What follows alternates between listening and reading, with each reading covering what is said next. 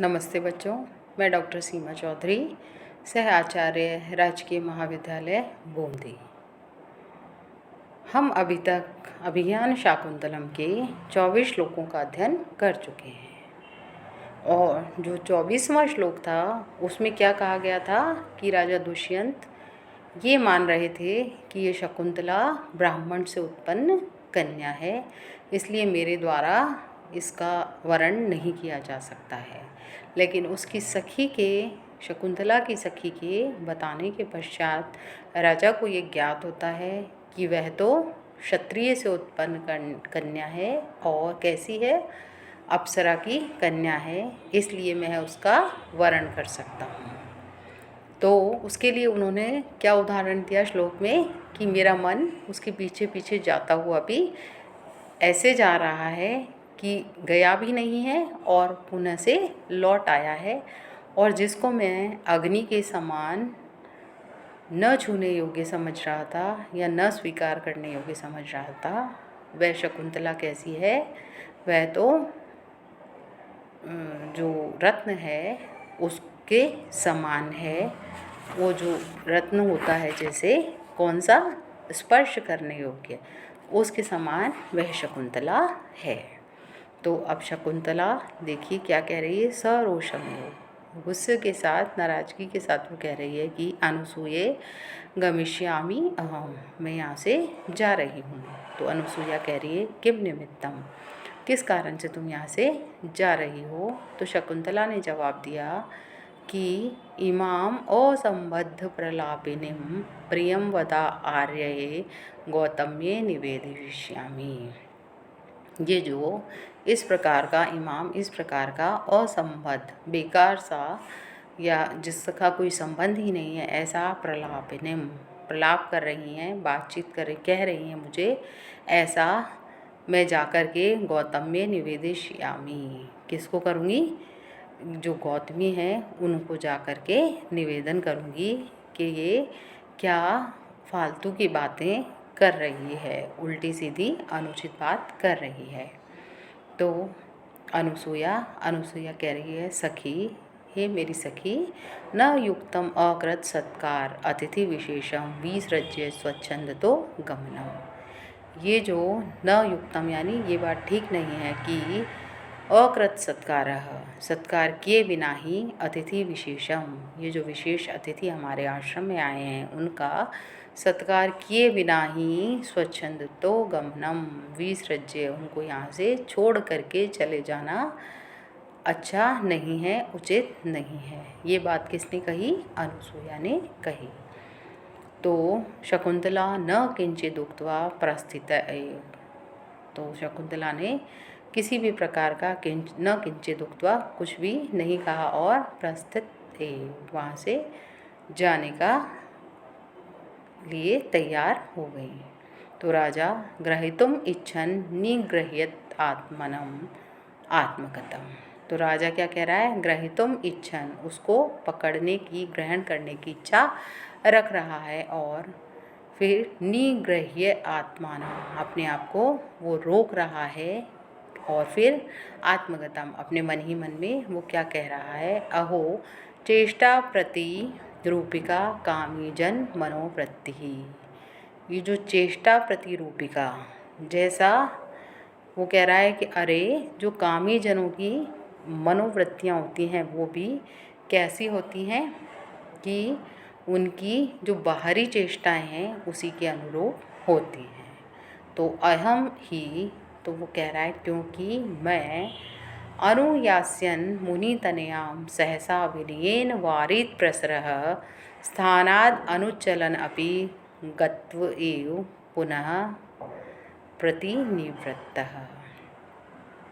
तो देखो श्लोक का अन्वय बच्चों कि मुनितनयां अनुयास्यन सहसा विनयेन वारित प्रसरः स्थानात् अनुचलन अपि गत्वा एव पुनः प्रतिनिवृत्तः।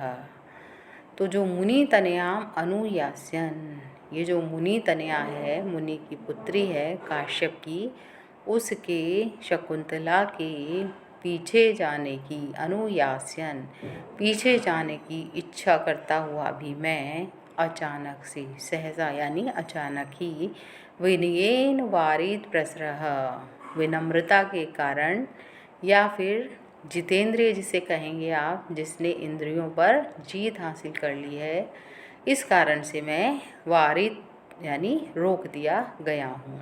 और उस स्थिति में कैसा प्रतीत हो रहा है कि स्थानात अनुचलन अपि, मैं अपने स्थान से नहीं चलता हुआ भी, गत्वा पुनः प्रतिनिवृत्तः, जा कर के मानो फिर से लौट आया हूँ।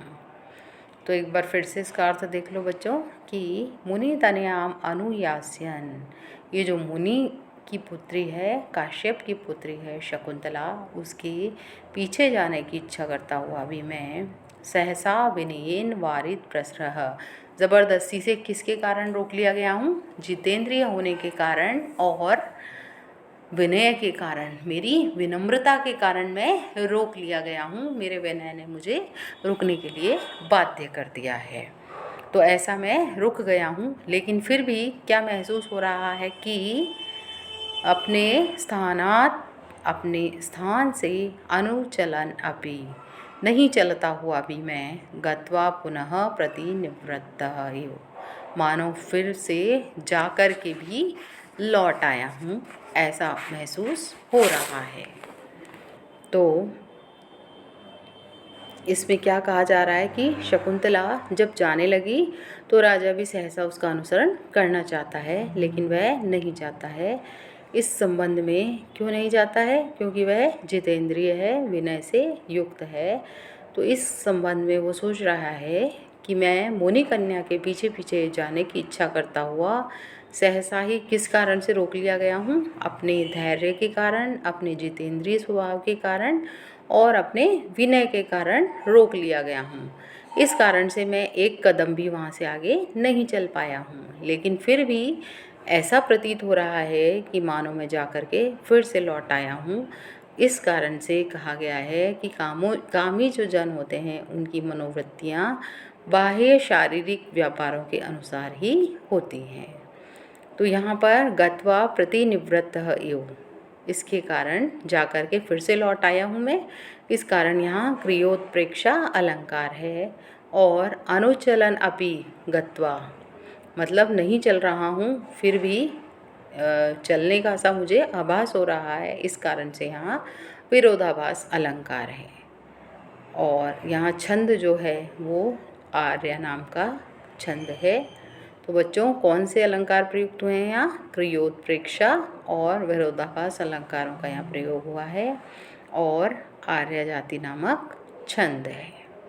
अब आगे देखिए, प्रियंवदा शकुंतलाम निरुद्ध है। प्रियंवदा क्या कर रही है? शकुंतला को रोक रही है और कह रही है कि हला हे सखी न ते युक्तम गंतुम, यहाँ से तुम्हारा चले जाना ठीक नहीं है।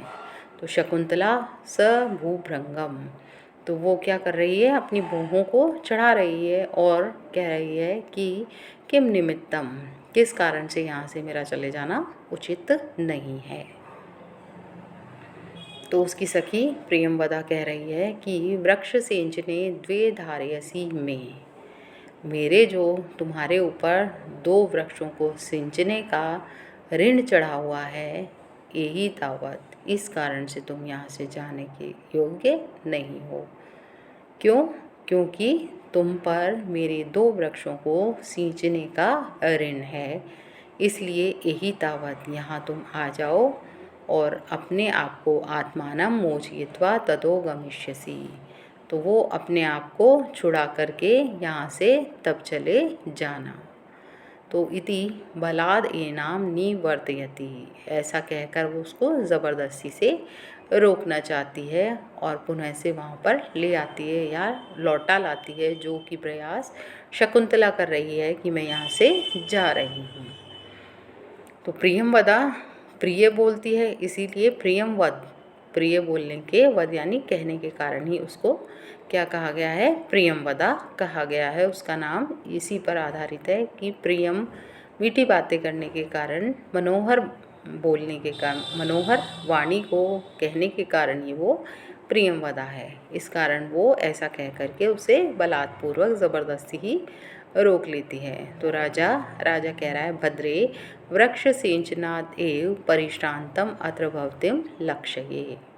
भद्रे, हे कल्याणी, मतलब कि ये क्या है, ये वृक्ष सिंचनाद एव, जो वृक्षों में जल डाल रही है, उनका सिंचन कर रही है, इस कारण से ही परिश्रांतम अत्र भवतिम लक्ष्ये, ये थकान इनके ऊपर, चेहरे पर या इनके शरीर पर नज़र आ रही है। ये थकी हुई नज़र आ रही हैं, किस कारण से, कि वृक्षों को सींचने के कारण। तथा ही अस्याः, तो वो कह रही है क्योंकि इसके संत्रासावती मात्र लोहित तलो बाहु घटोत्क्षेपणाद अद्यापि स्तन वेपथुम जनयति श्वासः प्रमाणाधिकः। संत्रस्तं कर्णशिरीषरोधी वदने धर्माम्भसां जालकं बन्धे संत्रसिनी ही च एकः हस्तयमिता पर्याकुला मूर्धजा। तो अन्वय देखो बच्चों, इसका क्या कह रहा है राजा, अस्याः घटोत्क्षेपणात् बाहु संत्रासौ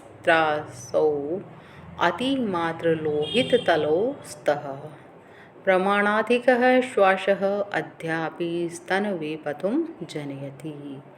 वदने कर्णशिरीषरोधी धर्माम्बसां जालकं संत्रस्तं बन्धे संत्रसिनी च पर्याकुला मूर्धजा एकहस्तयमिताः सन्ति। तो राजा ने क्या विचार किया कि थकान इनके क्यों दिखाई दे रही शरीर पर, कि वृक्ष सिंचन का ये कार्य कर रही हैं। तो घटोत्क्षेपणात्, जो ये घड़े उठाने के कारण से इनकी बाहु यानी दोनों भुजाएं संत्रासौ, झुके हुए कंधों वाली हो गई हैं। और अतिमात्र लोहित तलो, और जो हथेलियाँ हैं वो अत्यंत ही लोहित तलो, हथेलियाँ कैसी हो गई हैं, लाल हो गई हैं। प्रमाणाधिकः, इसलिए कहा जा रहा है कि निश्चित मात्रा से, प्रमाण से अधिक, जितना नहीं लेनी चाहिए उससे ज़्यादा, श्वासः, जो निश्वास वायु है वो क्या कर रही है, अद्यापि, अब भी, स्तन वेपथुम जनयति, जो वक्ष स्थल है उनमें वेपथुम, कंपन को, जनयति, पैदा कर रही है, उत्पन्न कर रही है।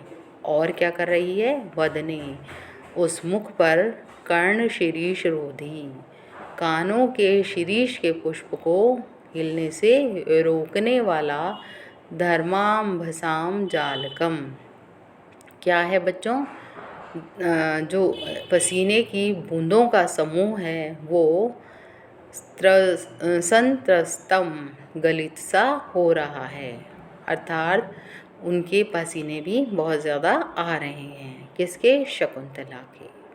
तो बंधे संत्रसिति च, और जो उसका पाश है केश का वो भी कैसा हो गया है, ढीला पड़ गया है, इसलिए पर्याकुला मूर्धजा, जो उसके बिखरे हुए केश हैं वो कैसे हैं, इधर उधर बिखरे हुए केश, एक हस्तम यता, एक हाथ से उसके द्वारा पकड़े हुए हैं।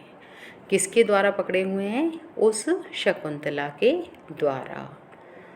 तो फिर से इसका एक बार अर्थ देखो बच्चों, कि घटोत्क्षेपणात् बाहु, जो बाहु हैं दोनों, उसकी भुजाएं हैं वो कैसी हैं, घटोत्क्षेपणात्, घड़े को उठाने के कारण। कौन से घड़े को उठाने के कारण, जिनसे वो वृक्षों को सींच रही हैं, जिन घड़ों में पानी लेकर के वो वृक्षों में डाल रही हैं, उनसे क्या हो गया है, उनके संत्रासो, झुके हुए कंधों वाली हो गई हैं वो। और कैसी हो गई है वो शकुंतला, अति मात्र लोहित तलो, जिसकी हथेलियाँ बहुत ज़्यादा लाल हो गई हैं। क्यों, क्योंकि उसने घड़ों को अपने हाथ में उठा रखा है। और प्रमाणाधिक, और जितनी मात्रा में लेनी चाहिए वायु उससे ज़्यादा श्वासः जो श्वास ले रही है वो तेज गति से निश्वास वायु है ले रही, उसके कारण क्या हो रहा है, अद्य अपि स्तन वे पथुम, जो उसका वक्ष स्थल है उसमें कंपन जनयति उत्पन्न हो रहा है, और वदने उसके मुख पर, शकुंतला का जो मुख है उस पर कर्ण शीरीष रोधी, कानों के जो शीरीष पुष्प को हिलने से रोकने वाला, धर्मांबसा जालकम संत्रस्तम, जो पसीने की बूंदों का समूह है वो व्याप्त हो गया है।